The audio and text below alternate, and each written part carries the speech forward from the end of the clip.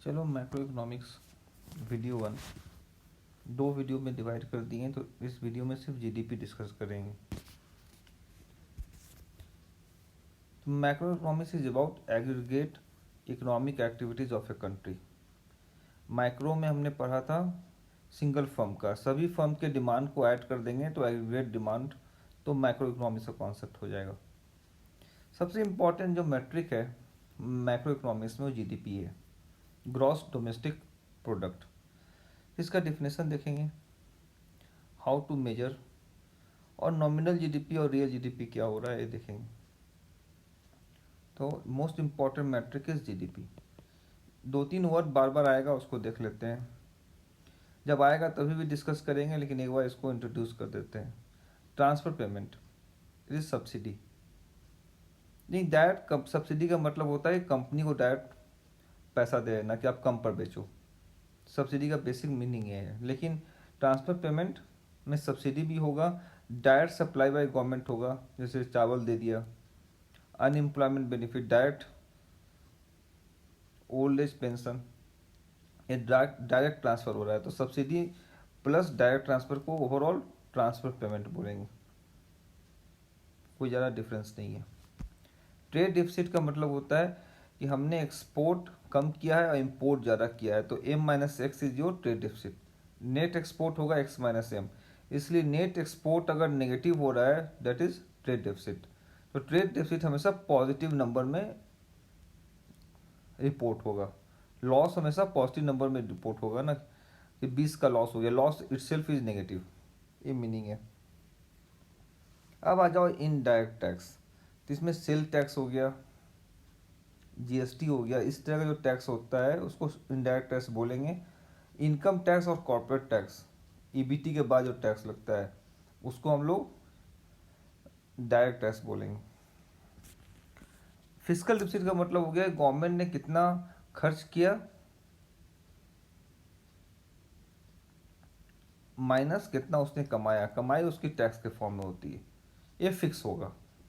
लेकिन गवर्नमेंट कितना खर्च करेगी इसका पॉलिसी डिसीजन होता है, एक्सोजेनस पॉलिसी वेरिएबल है, मैं ज़्यादा भी खर्च कर सकता हूँ। अगर गवर्नमेंट ने टैक्स से ज़्यादा खर्च कर दिया तो इसको फिस्कल डिफिसिट बोलेंगे। वो कैसे भरपाई करे, प्रिंट करे नोट को, लेकिन उसके पास एक कैपेसिटी है।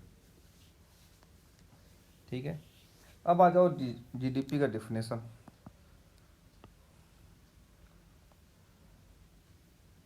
सिंपल मीनिंग क्या है, is a total market value of final goods and service produce in a country with in a given period. इसमें मुझे टोटल इकोनॉमिक एक्टिविटी देखना है, तो ऊपर मैंने दिखाया कि चलो पटना है, ठीक है। यहाँ पर आयरन ओर क्रिएट हो रहा है, चाहे आयरन का कोई आइटम क्रिएट हो रहा है, एक क्वांटिटी ₹30 का। मुंबई में एक कार प्रोड्यूस हो रहा है, वो भी एक क्वांटिटी है लेकिन 5 लाख का है, तो मुंबई का जीडीपी ज़्यादा हुआ इकोनॉमिक एक्टिविटी। अब पुणे में 2 कार हो रहा है, तो पुणे का जीडीपी थोड़ा मुंबई से ज़्यादा अच्छा हो गया। तो यहाँ क्या दिख रहा है, पटना और मुंबई में क्वांटिटी सेम है, लेकिन मुंबई का जीडीपी ज़्यादा है क्योंकि प्राइस ज़्यादा है उस क्वांटिटी का, और दूसरा पुणे का इसलिए ज़्यादा है क्योंकि क्वांटिटी ज़्यादा है, तो क्वांटिटी और प्राइस दोनों मैटर कर रहा है। तो GDP is simply the summation of price into Q of all the product produce in a country in A given period, final product. Clear. In P और क्यू में पी भी रखना जरूरी है और क्यू भी रखना जरूरी है, लेकिन मेरा मेन इम्फेसिस क्यू पे होगा। क्यू ज़्यादा प्रोड्यूस होगा तो एम्प्लॉयमेंट बढ़ेगा, क्यू फ्री में जनरेट नहीं होगा ना, उसके लिए स्टाफ चाहिए होगा, लेबर चाहिए होगा, तो Q is directly a measure of employment, तो क्यू पर ज़्यादा मेरा फोकस होगा। ठीक है, this a basic idea. Is final goods, क्योंकि इंटरमीडिएट गुड डबल काउंट हो जाएगा, तो फाइनल गुड्स को ले रहे हैं। आ जाओ नॉमिनल और रियल जीडीपी की बात करो, मुझे क्यू पर ज़्यादा एम्फेसिस करना है, तो इस बार क्यू 10 ही रहा, इस बार क्यू 10 ही रहा हमारा, मान लेते हैं कि क्वांटिटी 10 रहा 2021 में, और 2000 में भी क्वांटिटी 10 था, लेकिन प्राइस वहाँ ₹1 था, तो जीडीपी तुम्हारा कितना हो जाएगा 10, यहाँ प्राइस 3 रुपीज़ हो गया, तो जीडीपी हो गया 30। इससे लग रहा है जीडीपी ग्रो कर रहा है, लेकिन एम्प्लॉयमेंट तो बढ़ा नहीं, क्योंकि क्वांटिटी तो हम लोग 10 ही प्रोड्यूस कर रहे हैं, सिर्फ प्राइस के कारण इंक्रीज हो गया जीडीपी।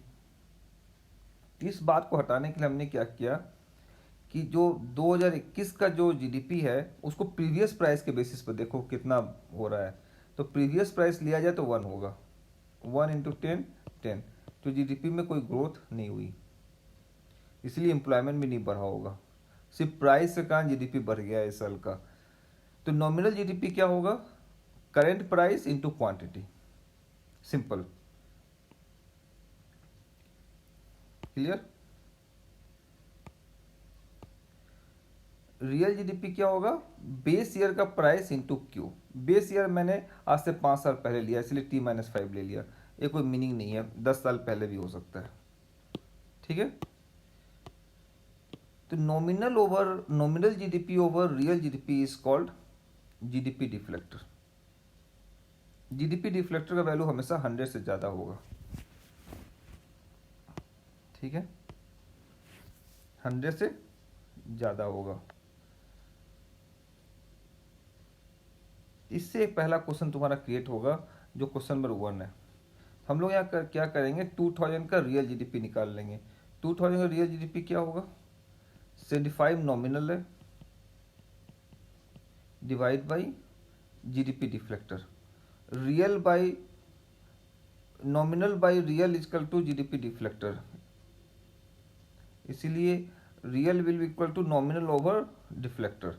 डिफ्लेक्टर इसका है 120। उसी से 2010 का निकाल लेंगे, 150 बाई 180। अब इसमें कितना ग्रोथ हुआ निकाल लो, इसको P0 मान लो, G0 मान लो, G1 मान लो, तो G1 minus G0 by G0 और G1 by G0 minus 1 into 100, ये करोगे 33% आ जाएगा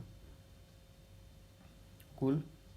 तो पहला क्वेश्चन यहाँ हो गया आपका जीडीपी से, नॉमिनल एंड ये भी देख लिया।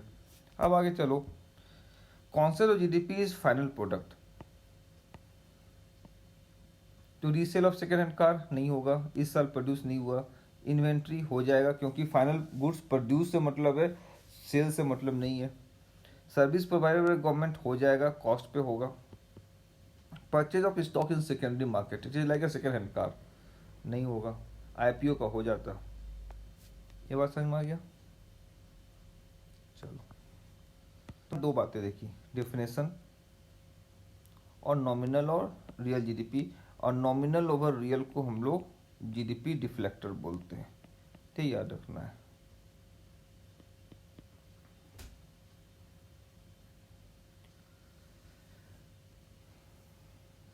ठीक है, ये डेफिनेशन हो गया और नॉमिनल और ये हो गया। अब हाउ टू मेजर जीडीपी का, मेजर कैसे करेंगे। बेसिक डिफिनेशन इसका है PIQI। तो एक्चुअली इसके 3 मेथड है, उस तरह से देखो तो, आउटपुट ऑब्लिक प्रोडक्शन अप्रोच, कभी कभी इसी को एक्सपेंडिचर अप्रोच भी मान लेते हैं, दोनों को एक्सपेंडिचर अप्रोच मान लेंगे, लेकिन आउटपुट ऑब्लिक प्रोडक्शन अप्रोच है, इस पे आ रहे हैं, एक्सपेंडिचर अप्रोच है, और तीसरा इनकम अप्रोच।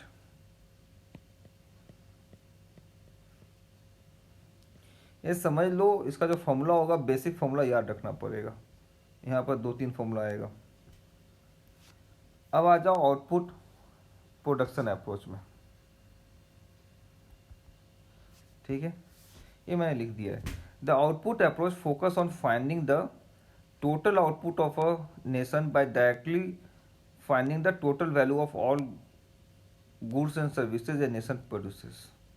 यह सिंपल मतलब है कि फाइनल गुड एंड सर्विसेज को, गुड्स पर ध्यान दो, सामान पर, तुमने कितना कमाया, मैंने कितना खर्च किया, उस पर ध्यान मत दो, सामान कितने का निकला, सामान पर ध्यान दो। 3 तरीका है, कंज्यूमर को देखो इसने कितना पैसे खर्च किया, शॉपकीपर को देखो इसने कितना कमाया, शॉपकीपर को कितना कमाया, तो हो गया इनकम अप्रोच, इस पर अगर आपने ध्यान दिया तो कंज्यूमर पर ध्यान दिया तो एक्सपेंडिचर अप्रोच हो गया, किसने कितने का, इसके पैसे कितने निकले। और तुम अगर प्रोडक्ट पर ही ध्यान दे दिए, घड़ी पर ही ध्यान दे दिए, वॉच पर ही ध्यान दे दिए, प्रोडक्ट जो परचेज हो रहा है इसका प्राइस क्या है, तीनों में से किसी को देख लो तो हो जाएगा। टैग देख लो कितना का सामान था, एक ही, तीनों एक ही बात है। तो प्रोडक्ट पर अगर हम लोग फोकस कर रहे हैं तो हो गया आउटपुट अप्रोच, प्रोडक्शन अप्रोच। तीन तरीके से देख सकते हो ना कि शॉपकीपर ने कितना कमाया, 70 रुपये उसके अकाउंट में आया, देख लिया मैंने। कंज्यूमर ने कितना एक पैसा दिया, ये देख लिया। या सामान कितने का वो देख लो। तो तीन अप्रोच हो गया। तो शॉपकीपर पर फोकस करोगे तो इनकम अप्रोच हो गया, कंज्यूमर पर करोगे तो एक्सपेंडिचर अप्रोच हो गया, और घड़ी का दाम ही देख लिया तो हो गया प्रोडक्शन अप्रोच और आउटपुट अप्रोच। तो तीन तरीके हो गए। तो output approach focus on the finding the total output of our nation. अब हम सिर्फ घड़ी देख रहे हैं, घड़ी में उसने बैटरी कहाँ से लिया, उसने स्टील कहाँ से लाया, उससे ध्यान मत रखो, क्योंकि वो multiple stages of the production है तो डबल काउंटिंग हो जाएगा। तो फाइनल प्रोडक्ट पर ध्यान देना है। मुझे पता है घड़ी जो है वो एंड यूज है, इसका शायद ही कहीं और यूज होगा, ठीक है, हो सकता है किसी जगह और यूज हो जाए उसका, लेकिन 99% है फाइनल प्रोडक्ट है। क्लियर। तो इसका प्राइस निकालने के दो तरीके हैं। ये तो घड़ी का सीधा सीधा दाम देख लो, दूसरा उसका हर स्टेज पर कितना वैल्यू ऐड हुआ वो देख लो। तो दो अप्रोच होता है, फाइनल प्राइस और value addition at each stage. तो there two way of calculating the price of that product. Output approach में एक होता है कि value addition at each stage, और दूसरा प्राइस। इसमें देख लो गेहूं को, देख लो आटे को। तो रोटी फाइनल सेल हो रहा है 40 रुपये का, ये हो गया फाइनल प्रोडक्ट, एंड यूज है इसका, इसके अलावा इसका ट्रांसफॉर्मेशन नहीं होगा। तो 40 रुपीज़ की जीडीपी हो गई। दूसरा तरीका है फाइनल वैल्यू देख लेना। दूसरा तरीका है कि एवरी स्टेज पर वैल्यू ऐड किया हुआ उसको देख लो। तो जब फील्ड में है तो कोई वैल्यू ऐड नहीं है, फील्ड से वीट बना तो 10 रुपये का हो गया, तो 10 रुपये का वैल्यू ऐड हुआ। वीट से आटा बना तो 30 रुपये का सेल हो रहा है, तो मीन्स फ्लोर मिल वालों ने 20 रुपये का वैल्यू ऐड किया। उसके बाद उसका रोटी बना तो 40 में मिल रहा है, 10 का वैल्यू ऐड हुआ। तो वैल्यू ऐड को भी ऐड कर लोगे तो टोटल आपका 40 हो जाएगा, ठीक है। तो हो गया आउटपुट अप्रोच। तीन जगह हम लोग फोकस कर सकते हैं, या तो इधर करो, इस पे करो, या इस पे करो। क्लियर हो गया बच्चे। ये हो गया आउटपुट अप्रोच। इसमें स्टेजेस का वैल्यू ऐड निकाल लो, फाइनल, या फिर फाइनल प्रोडक्ट का फाइनल वैल्यू देख लो। ये आउटपुट अप्रोच हो गया। तीसरा हो गया एक्सपेंडिचर अप्रोच।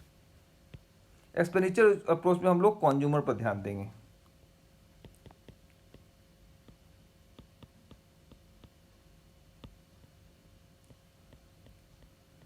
ये चांदनी चौक मैंने बनाया, ठीक। इसका मुझे जीडीपी निकालना है, और 3 गेट कर लिया, चंडीगढ़ गेट, इंडिया गेट और ग्वालियर गेट। क्लियर। 3 जगह सर्वे के लिए आदमी ले लो, कितना खर्च करके निकल रहा है। तो चंडीगढ़ गेट से कितना निकल के आया, सी। तो जितना पैसा कंज्यूमर ने खर्च किया है उतना का ही सामान सेल हुआ है,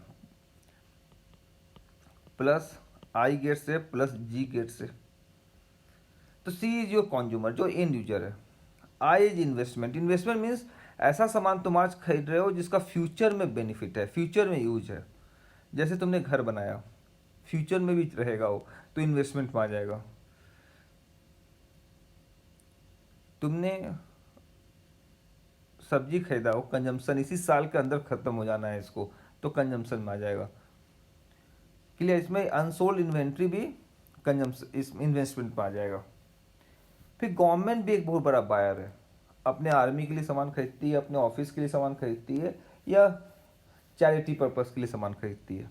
तो गवर्नमेंट भी, तो हमने बायर को 3 टाइप में डिवाइड कर दिया। एक कंज्यूमर जो बिल्कुल अभी कभी खर्च करने वाला है, एक इन्वेस्टर जो खरीद तो आज रहा है लेकिन बाद में भी यूज करेगा, एक गवर्नमेंट हो गया, ठीक है।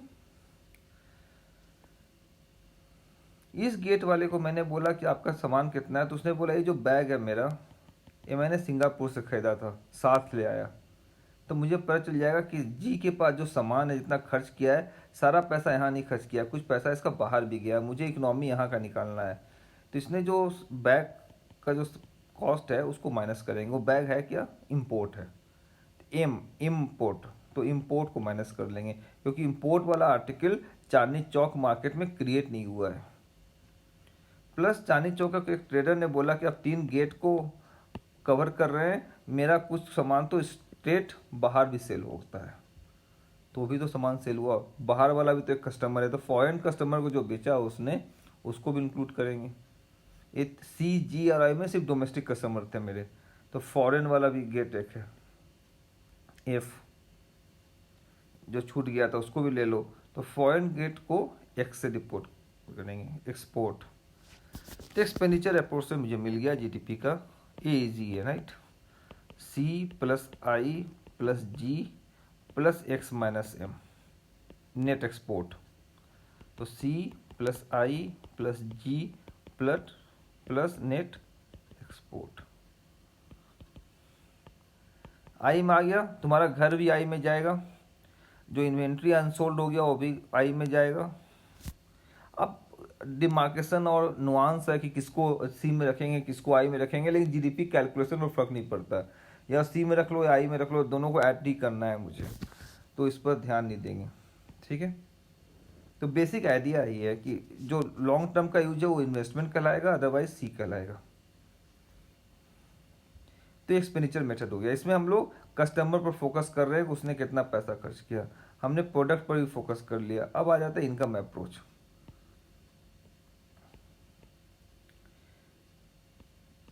इसमें थोड़ा सा हेरा फेरी है, लेकिन बहुत टफ नहीं है। इनकम अप्रोच में देखेंगे दुकानदार ने कितना कमाया, मीन्स चांदनी चौक का जो प्लेयर्स हैं, जो सामान बेच रहा है, ठीक है, इन लोगों ने कितना कमाया। इधर कंज्यूमर आ रहा है, तो इसे कंज्यूमर ले लेते हैं, कोई भी कंज्यूमर, कोई भी गेट का ले लो, एक सी गेट का ले लो, ठीक। इसमें प्लेयर्स कौन कौन है, एक एम्प्लॉई है, ठीक है, एक कॉरपोरेट है।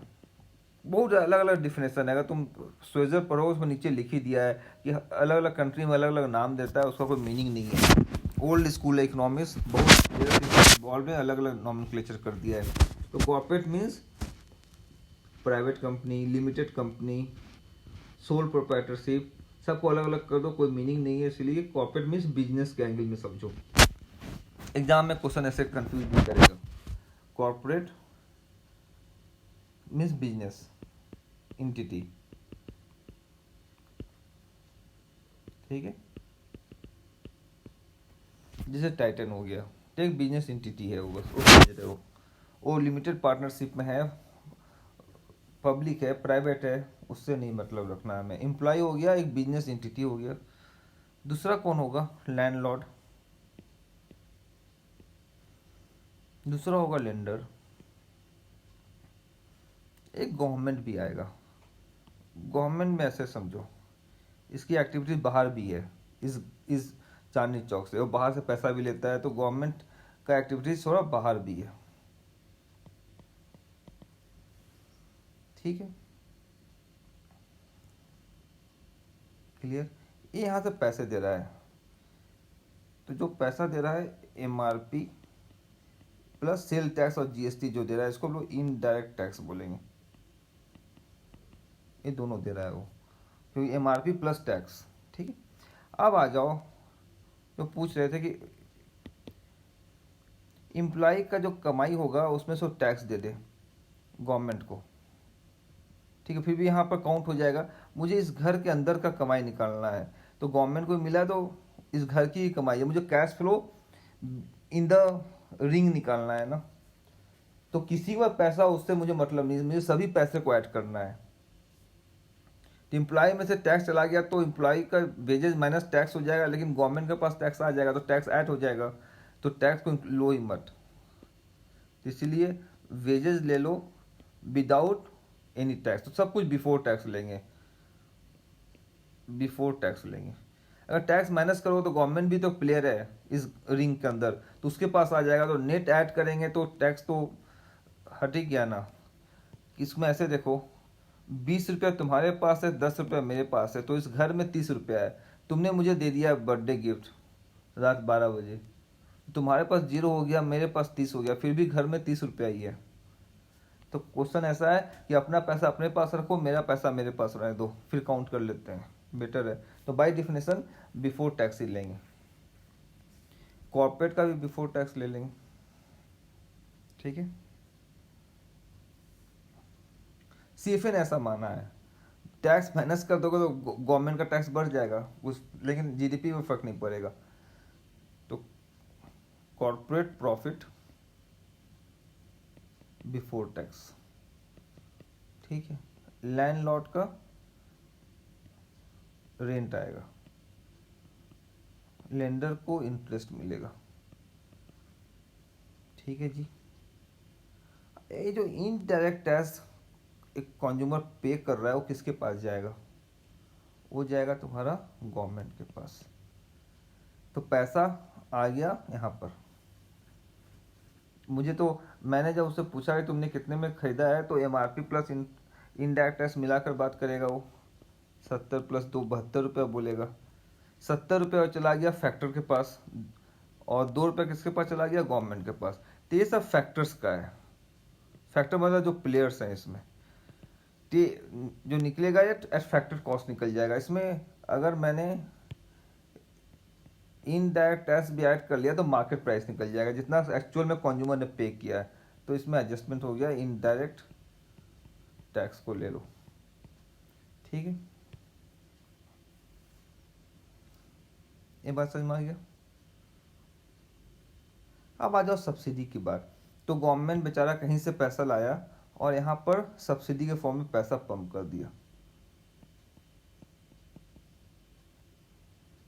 ये तो सरप्लस पैसा यहाँ पे आ गया। क्लाइंट तो इतना पैसा दिया नहीं, उसने तो 72 रुपया दिया, तो यहाँ पर तो 72 ही रहेगा, प्लस गवर्नमेंट ने बाहर से 5 रुपया और पंप कर दिया सब्सिडी फॉर्म में, तो एक्स्ट्रा हो गया यहाँ पर। इनकम अप्रोच में सब्सिडी ऐड हो जाएगा, क्लाइंट वाला पैसा मीन्स कंज्यूमर वाला पैसा लोगे तो 72 ही आएगा, यहाँ 76 आ जाएगा। तो मुझे क्या करना चाहिए? सब्सिडी को माइनस कर देना चाहिए, ठीक है। ये समझ में आ गया। आगे चलो, मैं इनकम अप्रोच से जीडीपी निकाल रहा हूँ। यहाँ पे किसू हो गया कॉर्पोरेट प्रॉफिट में, क्योंकि तुमने ओला वाले को 70 रुपया दिया, मैं तुम्हें ऑब्जर्व कर रहा हूँ कि जीडीपी कितना जनरेट हो रहा है रोड पर। दिल्ली के रोड पर जीडीपी कितना जनरेट होता है, तो आपने 70 दिया, मैंने कंज्यूमर को फोकस किया तो 70 रुपया जीडीपी दिखा।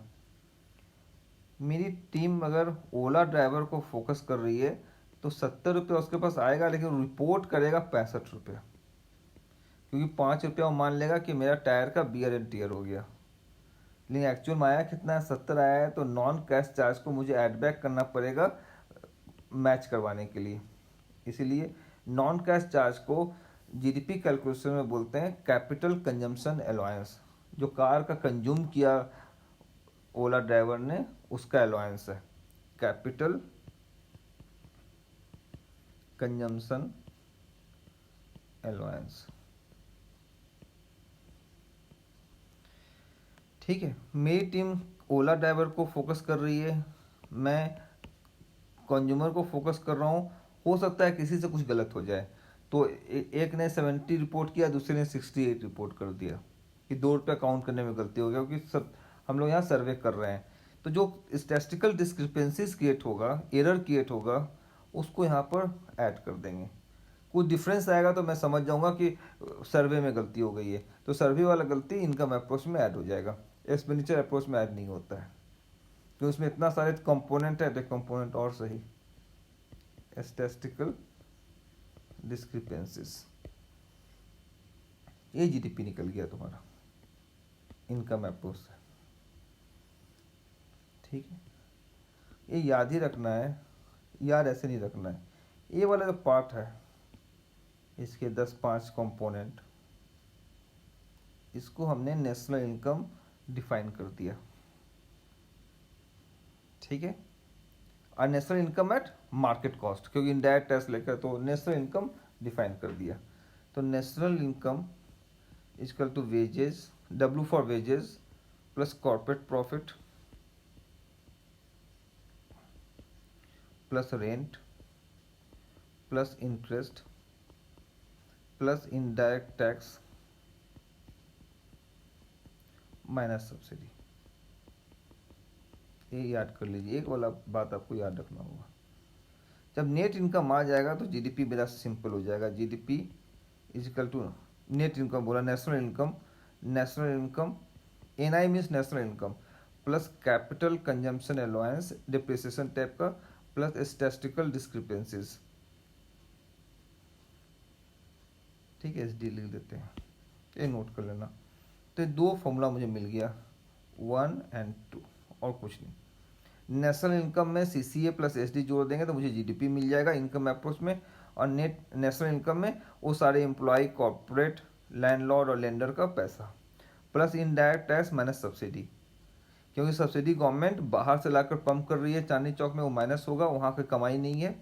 और इनडायरेक्ट टैक्स मीन्स कस्टमर ने टैक्स भी दिया है, जो टैक्स दिया है वो किसी फैक्टर के पास नहीं गया है, वो गवर्नमेंट के पास गया है, तो इनडायरेक्ट टैक्स इंक्लूड होगा। और जो इंटरनल जो तुमने गवर्नमेंट को टैक्स दिया 20 रुपया में से तुमने मुझे बर्थडे गिफ्ट दिया, इससे कैश फ्लो उस रिंग का डिस्टर्ब नहीं हो रहा है। पैसा किसी के पास है, उस रिंग के अंदर कितना पैसा है मुझे तो काउंट करना है ना।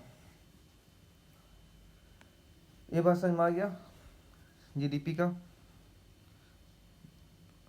ठीक है, मैं फिर से लिख देता हूँ। तो इनकम अप्रोच में आपको ये बात याद रखना है,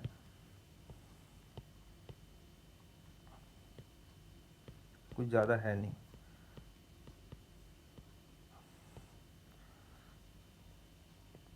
national income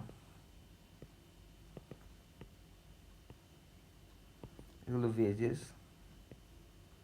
plus corporate profit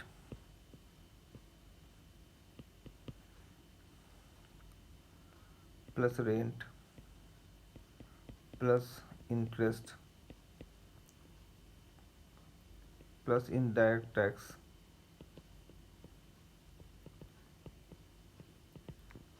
minus subsidy. ठीक है, और जीडीपी क्या हो जाएगा, अभी देखा था हमने, national income plus capital consumption allowance plus statistical discrepancies. तो दो इक्वेशन मिल गया। ठीक है, थर्ड इक्वेशन की तरफ जा रहे हैं, इसको सीधा याद कर लो,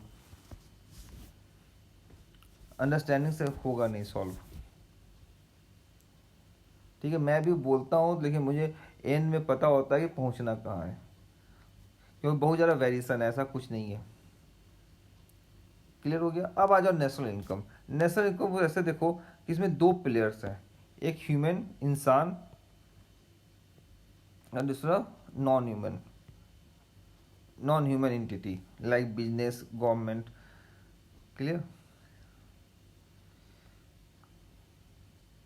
तब मुझे यहाँ पर देखना है कि इंसानों को कितना पैसा मिला, उसको बोलेंगे पर्सनल इनकम।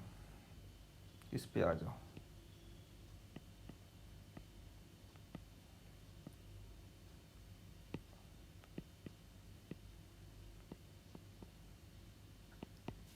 Personal income.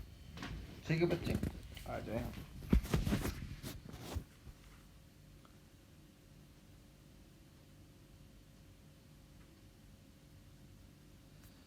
चलो देखते हैं पर्सनल इनकम। यहाँ नेशनल इनकम लिख लेते हैं, फिर पर्सनल इनकम निकालेंगे।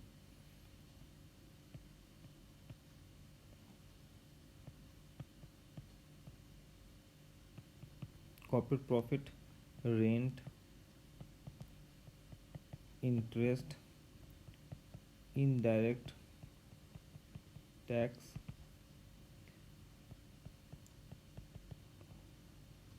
माइनस सब्सिडी है ये।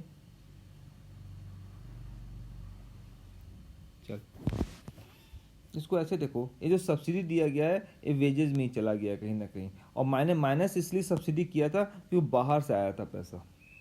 ये जो सब्सिडी किया है तो मांगे चलते हैं कि वेजेज में ही चला गया हो एम्प्लॉय के पास एक्स्ट्रा। तो अगर मैं सिर्फ क्लाइंट को देखूंगा तो 70 प्लस 2 72 रुपये देखूंगा कि इसने तो 72 रुपये पे किया, 70 रुपये ऐसे और 2 रुपया इनडायरेक्ट टैक्स। इनडायरेक्ट टैक्स किसी फैक्टर के पास नहीं गया तो गवर्नमेंट के पास चला गया, 2 रुपये यहाँ चला गया। ठीक है, बाकी जो 70 रुपया है वो कहीं ना कहीं इन लोगों में डिस्ट्रीब्यूट हो गया होगा। फिर कॉर्पोरेट के पास आया होगा, कॉर्पोरेट से कुछ पैसा कॉर्पोरेट के पास रहा होगा, कुछ एम्प्लॉयज़ के पास रेंट में, तो 70 रुपये इन लोगों में से किसी किसी के पास है 72। गवर्नमेंट ने बाहर से 5 रुपये कम कर दिया, ठीक है, कि उनको सस्ता में बेचो, 72 में 5 मैं दे देता हूँ। तो यहाँ पर जो 5 मैं दे देता हूँ कर दिया उसने, तो कॉर्पोरेट प्रॉफिट तो बढ़ गया, कितने से बढ़ गया 5 से, लेकिन उधर से आया है 72 सिर्फ।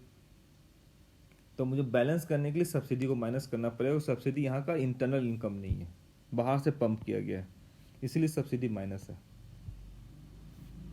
ठीक, अब आ जाओ पर्सनल इनकम में, तो वो जो सब्सिडी है कहीं ना कहीं यहाँ इधर एडेड है, यहाँ पर कहीं ना कहीं ऐड हो गया है, इसीलिए हम माइनस किए हैं। ठीक है, एक कॉन्सेप्ट है। अब पर्सनल इनकम आओ, वेजेस तो पूरा पूरा आदमी के पास ही जाता है, ठीक है, आदमी पास ही जाएगा ना। ठीक, चलो रेंट भी जाएगा, रेंट में भी इशू नहीं है, इंटरेस्ट में भी जाएगा। अब आ जाओ कॉर्पोरेट प्रॉफिट। कॉर्पोरेट प्रॉफिट में कुछ पैसा वो डिविडेंड के फॉर्म में दे देती है जो आम आदमी के पास जाता है, कुछ पैसा वो रिटेन अर्निंग कर लेती है। रिटेन अर्निंग मतलब कंपनी के पास ही रह गया। तो मुझे यहाँ पर क्या लेना है, कॉर्पोरेट प्रॉफिट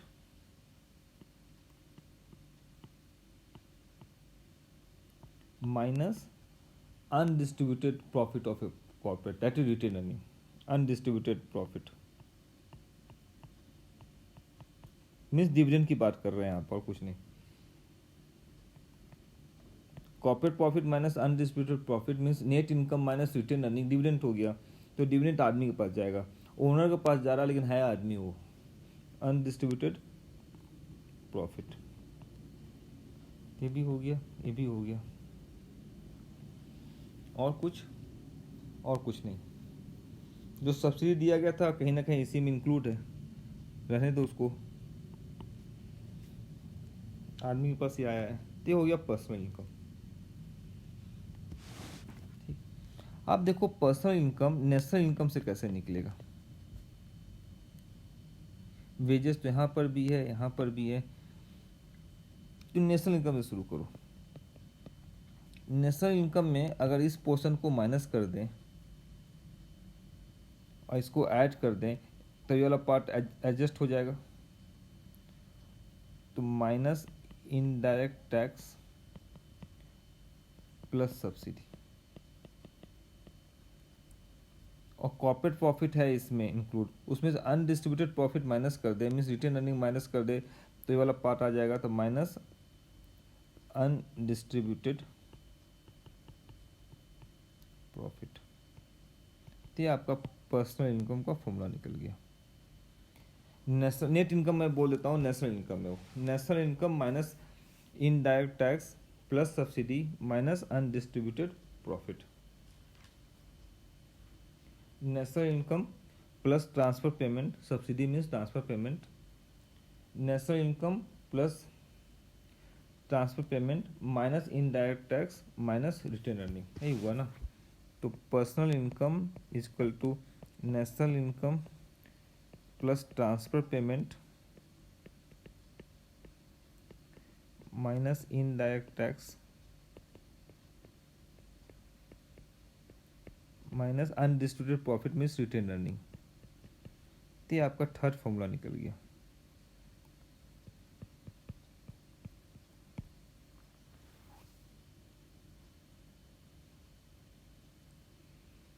ठीक, ये पर्सनल इनकम निकल गया आम जनता के पास।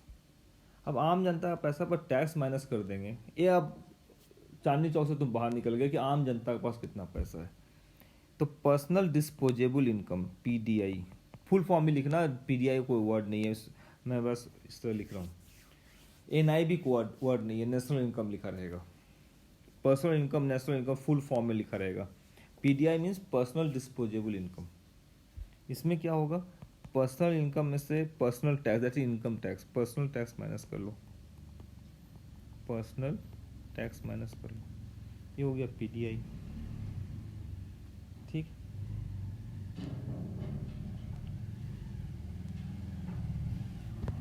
चलो आज इसको फाइनलाइज कर लेते हैं इनकम अप्रोच को। सबसे पहले आ जाएगा नेशनल इनकम। इनकम अप्रोच देख रहे हैं, wages plus rent plus interest plus corporate profit plus जो इनडायरेक्ट टैक्स दिया है वो फैक्टर, ये सब सारे फैक्टर्स हो गए, फैक्टर्स ऑफ प्रोडक्शन। तो इनडायरेक्ट टैक्स कस्टमर ने दिया है, मीन 70 प्लस 2 रुपया, 72 रुपया उसने पे किया, हमने रिकॉर्ड किया 72 रुपया कि कंज्यूमर ने 72 पे किया है चांदनी चौक मार्केट में, गया 70 रुपया इन लोगों के पास। 2 रुपया इनडायरेक्ट टैक्स था, सेल्स टैक्स था, वो किसके पास जाएगा, गवर्नमेंट के पास, प्लस इनडायरेक्ट टैक्स। ठीक है, इसका दाम था 76 रुपीज़, मिल गया इसको 72 रुपया में, मीन्स 74 रुपीज़ दाम था, उसका एम आर पी 70 का, 4 रुपये का डिस्काउंट मिल गया या सब्सिडी मिल गया इसको। तो सब्सिडी दिया कौन, गवर्नमेंट ने बाहर से पैसा पंप किया है, तो इनके पास 4 रुपया और आ गया सब्सिडी के फॉर्म में। तो अगर इन सबको ऐड करोगे 70 प्लस 4, इनके पास 74 रुपया निकला, और इनडायरेक्ट टैक्स 2 रुपया, तो टोटल आ गया 76। यहाँ पेमेंट हुआ है 72 का सिर्फ। तो कंज्यूमर को फोकस करोगे तुम 72 रिपोर्ट करोगे, फैक्टर्स पर फोकस करोगे तुम्हें 76 दिखेगा, तो मिसमैच हो गया। इस 4 रुपया है क्या, ये सब्सिडी है जो बाहर से पंप कर दिया है, एक्स्ट्रा दे दिया है इसको। तो सिर्फ कस्टमर पर ध्यान दोगे तो तुमसे मिसमैच हो जाएगा, तो सब्सिडी को माइनस कर दो, मीन्स 4 रुपया का माइनस कर दिया, 72 हो गया। ठीक, ये आइडिया है नेशनल इनकम का। तो फैक्टर ऑफ प्रोडक्शन का कमाई plus indirect tax minus subsidy gives you national income. तो ये जो सब्सिडी है कहीं ना कहीं कॉर्पोरेट प्रॉफिट में इंक्लूड होगा या वेजेस में होगा, कहीं ना कहीं है ये। या रेंट पर तुम्हें सब्सिडी दे दिया है गवर्नमेंट ने, इंटरेस्ट पर दे दिया, what ever somewhere that subsidy is दिया, उसको माइनस कर देना है मुझे, ये मतलब नहीं है कहाँ पर गया है। तो नेशनल इनकम हो गया।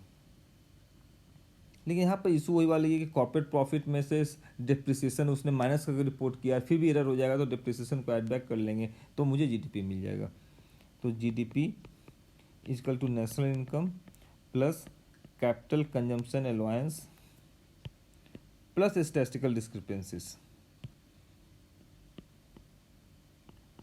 ये मिल गया दूसरा फॉर्मूला, ये पहला फॉर्मूला।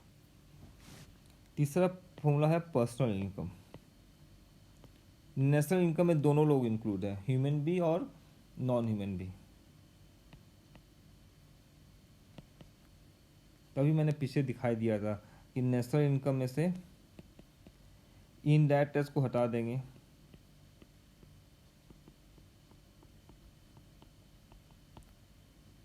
और सब्सिडी को ऐड कर लेंगे,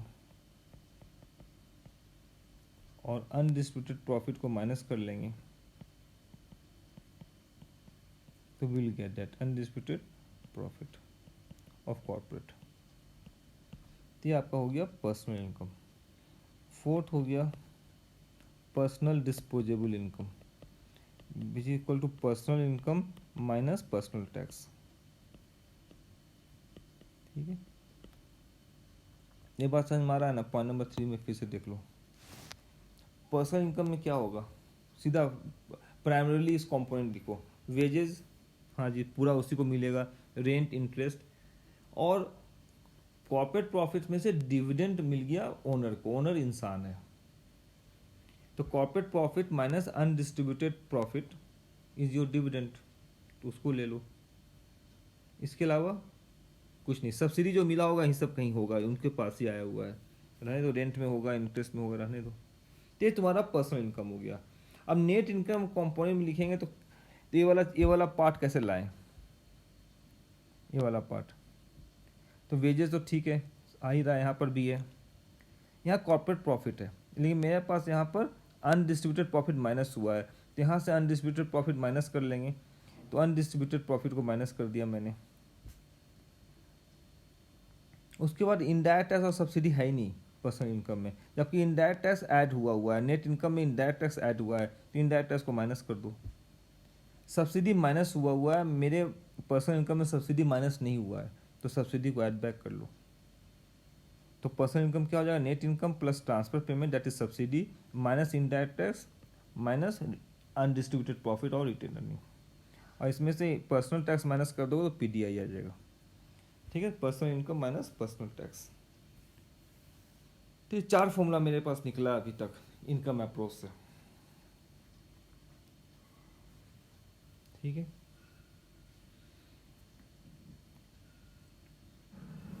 अब चलते हैं फाइनल फॉर्मूला की तरफ। जीडीपी निकालेंगे हम लोग पर्सनल डिस्पोजेबल इनकम के टर्म में। तो यहाँ देखो नेशनल इनकम, नेशनल इनकम यहाँ पर भी है, तो क्या लिख सकते हैं, 3 नंबर में देखो नेशनल इनकम निकालना है, तो नेशनल इनकम के साथ जितना आइटम अटैच्ड है उसको राइट हैंड साइड में ले जाओ, लेफ्ट हैंड साइड में ले जाओ, तो नेशनल इनकम अकेला पड़ जाएगा, और उसको यहाँ प्लग कर देंगे। तो पर्सनल इनकम सभी को इधर ले जाओ, तो इनडायरेक्ट टैक्स उधर जाएगा तो प्लस हो जाएगा, उधर मतलब लेफ्ट में, इधर जाना है उसको, नेशनल इनकम को मुझे अकेला करना है, और उसको यहाँ पर प्लग कर देंगे इक्वेशन नंबर 2 में। आ रहा है समझ में ना? तो नेट इनकम जगह हम लोग पर्सनल इनकम लिख रहे हैं, या नहीं समझ रहे हो तो मैं कर देता हूँ इसको। पॉइंट नंबर 3 को पिक करो, पीडीआई पर्सनल इनकम माइनस से होता है, इसको हटा दो एक बार। पर्सनल इनकम पिक करो, नेट इनकम निकालना है मुझे, तो नेट इनकम क्या हो जाएगा, personal income plus indirect tax minus subsidy plus undistributed profit, यही होगा। ठीक है, नेट इनकम आ गया पर्सनल इनकम के फॉर्म में, ऊपर वाला पर्सनल इनकम था नेट इनकम के फॉर्म में। अब जीडीपी निकालो, जीडीपी में नेशनल इनकम का वाला पार्ट यहाँ प्लग कर दोगे, तो जीडीपी आ जाएगा आपका pi personal income plus indirect tax minus subsidy plus undistributed profit plus capital consumption allowance plus statistical discrepancies. Personal income क्या होता है, पर्सनल डिस्पोजेबल इनकम होता है personal income minus direct tax ना, यही होता है ना। तो पर्सनल इनकम की जगह इसको लिख दो, तो जीडीपी क्या हो जाएगा, personal disposable income plus indirect tax plus direct tax, ये इधर जाएगा तो हो गया टोटल टैक्स, और सब्सिडी माइनस होगा तो नेट टैक्स हो जाएगा। इनडायरेक्ट टैक्स पहले से था, जब पीआई आएगा तो direct tax PDI plus direct tax होगा, तो direct tax plus indirect tax is your total tax, subsidy minus होगा तो नेट टैक्स हो गया, plus undistributed profit plus CCA को हम लोग बोलते हैं बिजनेस सेविंग। ठीक है, तो ये हो गया saving of business plus statistical. Personal disposable income जो आपका है उसमें हाउस होल्ड कंजम्पशन होगा या हाउस होल्ड सेविंग होगा, तो यहाँ पर house hold consumption plus house hold saving, house hold saving plus saving of business क्या हो जाएगा, private saving plus private saving plus net tax, ठीक है। और एस डी तो बाद में ऐड होता है, तो जीडीपी आपका निकल गया ऐसा। House hold consumption plus private saving plus net tax, ये जीडीपी है आपका, ये पॉइंट नंबर 4। ठीक है बच्चे, ये जीडीपी का फॉर्मूला निकल गया।